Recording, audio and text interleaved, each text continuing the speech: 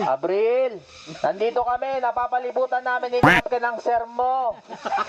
Abril, kung nandyan ka man, lumabas ka. Akyat Panaog, ilan lamang yan sa mga karanasan namin sa pag-iikot dito sa Pintong Bukawe, San Mateo Rizal, na medyo liblib na dulo ng aming bayan. Dahil kailangan mo munang dumaan sa Marikina at Antipolo bago marating ang lugar na ito. Nag-uulan din kaya medyo maputik at madulas ang daan. Gayunpaman, hindi ito naging hadlang sa amin upang galugarin ang lugar na ito at maghanap ng potential learners na tumigil sa pag-aaral at ibalik sila sa paaralan sa pamamagitan ng alternative learning system. Kami po ay mga guro ng alternative learning system. Baka may mga anak, kamag-anak pa po kayo na tumigil sa pag-aaral, na gustong magtuloy at magkaroon ng diploma.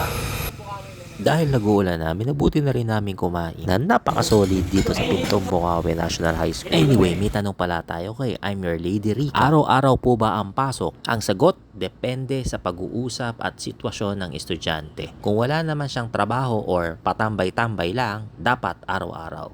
Pero kung busy talaga, pwede kaming mag-adjust once or twice a week.